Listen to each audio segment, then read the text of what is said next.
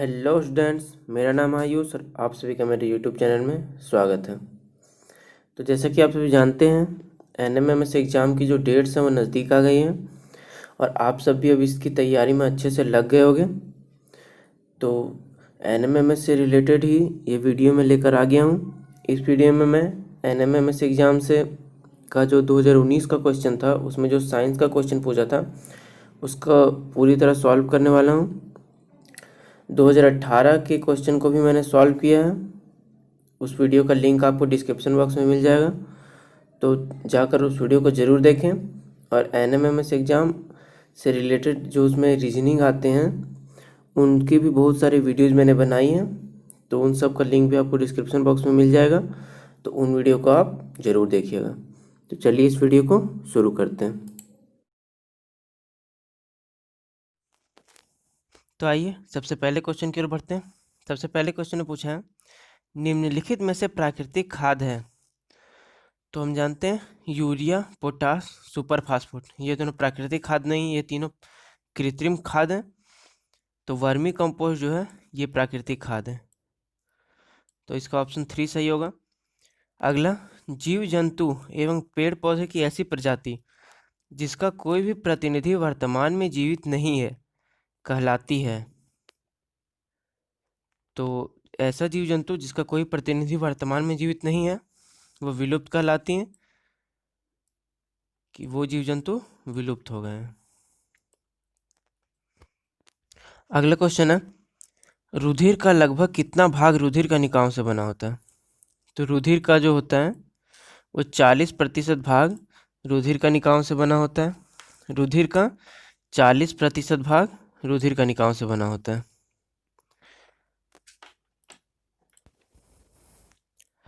अगला क्वेश्चन है, सर्दी जुकाम का संचरण करने वाला वायरस है। तो जो नॉर्मल फ्लू होता है हम लोगों को, जो कोल्ड कफ सर्दी खांसी नॉर्मल जो होता है वो किस वायरस से होता है। तो वो राइनो वायरस से होता है। वेरिसोला जोस्टर जो है ये चिकन पॉक्स का वायरस है। पोलियो वायरस पोलियो के लिए है, और ये HIV human immuno virus HIV।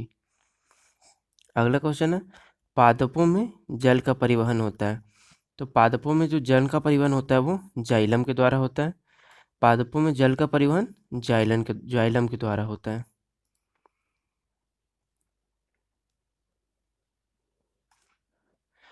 अगला क्वेश्चन है, प्रतिवर्ष प्रतिवर्ष 5 जून को कौन सा दिवस मनाया जाता है। 5 जून को जो है वो कौन सा दिवस मनाया जाता है। तो 5 जून को विश्व पर्यावरण दिवस मनाया जाता है। 5 जून को विश्व पर्यावरण दिवस मनाया जाता है।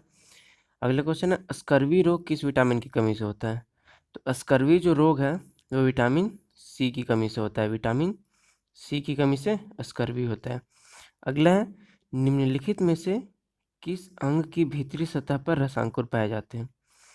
निम्नलिखित में से कौन सा अंग है जिसकी भीतरी सतह पर रसांकुर पाए जाते हैं। तो इसका ऑप्शन 2 सही होगा, क्षुद्रांत।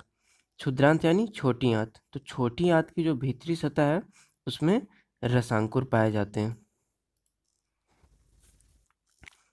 अगला क्वेश्चन है, वायु उदाहरण है।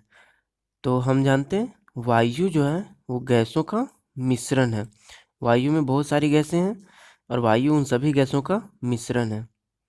तो हमें पता है इसका ऑप्शन 1 सही होगा, क्योंकि वायु जो है वो सभी गैसों का मिश्रण है।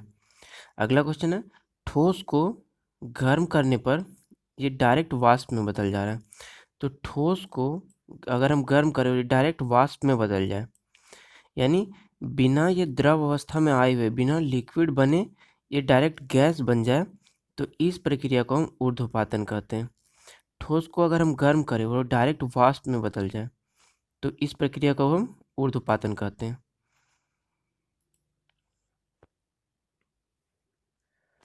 अगला क्वेश्चन है, निम्नलिखित में कौन सा अस्थायी परिवर्तन है। तो जो अस्थायी परिवर्तन यानी जिसे बदला जा सकता है वो परिवर्तन स्थायी नहीं। तो लोहे पर जंग लगना ये तो स्थायी परिवर्तन है। दूध से दही बनना ये भी स्थायी परिवर्तन है। टायर का जलना ये भी स्थायी परिवर्तन है। तो बर्फ़ का पिघलना जो होगा ये अस्थायी होगा, क्योंकि एक बार बर्फ़ पिघल जाएगी और उसको हम फिर से ठंडा करके बर्फ बना सकते हैं। अगला क्वेश्चन है, लवण के जलीय विलयन विद्युत के होते हैं। तो लवण का जो जलीय विलयन होता है, लवण कब बनता है? जब अम्ल और क्षार अभिक्रिया करता है तो लवण बनता है। तो लवण के जलीय विलयन जो होता है वो विद्युत का सुचालक होता है। ये विद्युत का बहुत अच्छा सुचालक होता है। अगला क्वेश्चन है, किस धातु का गलनांक बहुत कम होता है? तो गलनांक वह तापमान होता है जिस तापमान पर वो जो धातु होता है वो गलना शुरू कर देता है। तो इनमें से किस धातु का गलनांक जो है वो बहुत कम होता है? तो गैलियम का गलनांक बहुत कम होता है, लगभग 29 डिग्री सी के आसपास होता है। 29 डिग्री सी से कुछ अधिक होता है गैलियम का गलनांक। अब अगला क्वेश्चन है, किस धातु को मिट्टी के तेल में डुबो कर रखा जाता है? कौन सी ऐसी धातु है जिसको मिट्टी के तेल में डुबो कर रखा जाता है? तो सोडियम जो है, सोडियम को मिट्टी के तेल में डुबो कर रखा जाता है। सोडियम एक ऐसी धातु है जिसको मिट्टी के तेल में डुबो कर रखा जाता है, क्योंकि ये जो है वो बहुत ज़्यादा रिएक्टिव होती है, ये तुरंत अभिक्रिया कर जाती है, तो ये इसे मिट्टी के तेल में डुबो कर रखा जाता है। अगला क्वेश्चन है, संश्लेषित रेशे का उदाहरण है। कौन सा ऐसा रेशा है जो संश्लेषित है? तो रेयॉन जो होता है वो संश्लेषित रेशा होता है, बाकी ये सब प्राकृतिक रेशे हैं। तो रेयॉन जो है ये संश्लेषित रेशा है। अगला क्वेश्चन है, अगले क्वेश्चन में हमें एक अभिक्रिया दे दी है और इस अभिक्रिया को पूर्ण करना है। तो अगर हम CaCO3 को गर्म करेंगे तो यहाँ एक अभिक्रिया होगी और इसमें हमें मिलेगा CaO plus CO2। CaO plus CO2, CaCO3 को अगर हम हीट करेंगे, अगर गर्म करेंगे तो हमें मिलेगा CaO प्लस CO2। CO2 जो है वो गैस बनकर निकलेगा, इसलिए इसके साथ एक एरो लगा हुआ है।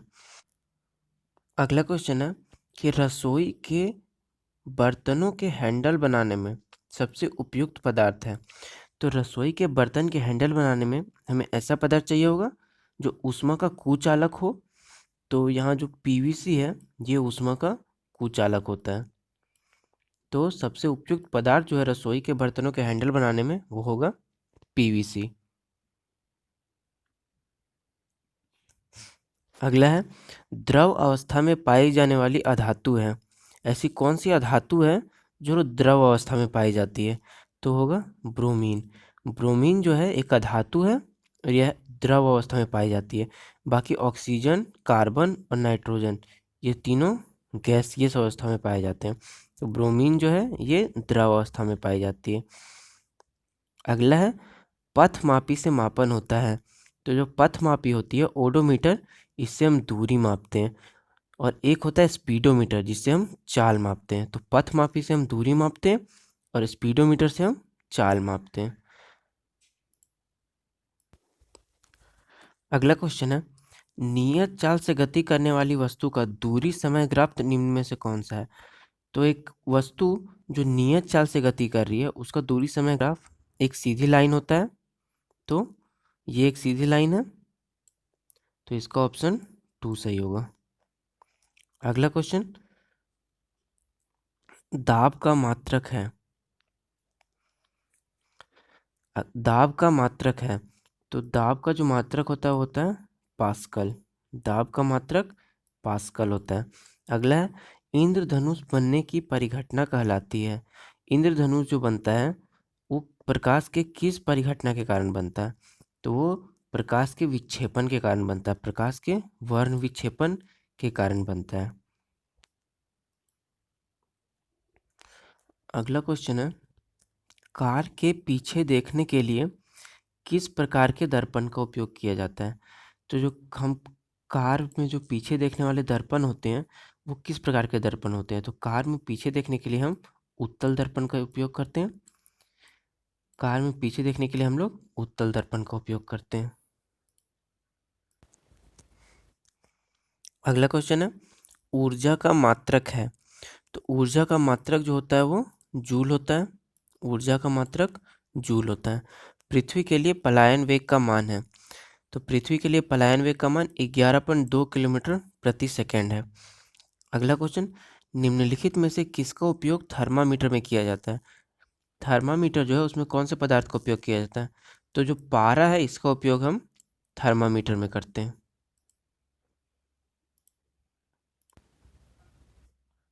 अगला क्वेश्चन है, किस उपकरण में विद्युत ऊर्जा का ऊष्मा ऊर्जा में स्थानांतरण होता है। ऐसा कौन सा उपकरण है जो विद्युत ऊर्जा को ऊष्मा ऊर्जा में बदलता है। तो विद्युत हीटर जो है ये विद्युत ऊर्जा को ऊष्मा ऊर्जा में बदलता है। विद्युत हीटर में हम जो है वो विद्युत ऊर्जा देते हैं यानी करंट देते हैं और उससे हमको हीट मिलता है यानी ऊष्मा ऊर्जा मिलता है। अगला क्वेश्चन है, भारत द्वारा अंतरिक्ष में भेजे गए प्रथम कृत्रिम उपग्रह का नाम है। तो द्वारा जो अंतरिक्ष में पहला उपग्रह भेजा गया था उसका नाम है आर्यभट्ट। आर्यभट्ट जो है वो भारत द्वारा अंतरिक्ष में भेजा गया प्रथम कृत्रिम उपग्रह है। अगला क्वेश्चन है, माजुली द्वीप स्थित है। माजुली द्वीप जो है यह ब्रह्मपुत्र नदी में स्थित है। माजुली द्वीप ब्रह्मपुत्र नदी में स्थित है। तो इस क्वेश्चन के साथ ही इस वीडियो के सारे क्वेश्चंस खत्म होते हैं। अगर आपको ये वीडियो अच्छी लगी तो इस वीडियो को लाइक करें, शेयर करें और हमारे यूट्यूब चैनल को सब्सक्राइब करें।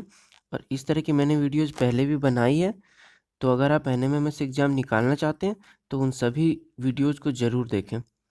मैं आपको मिलता हूँ नेक्स्ट वीडियो में, तब तक के लिए बाय।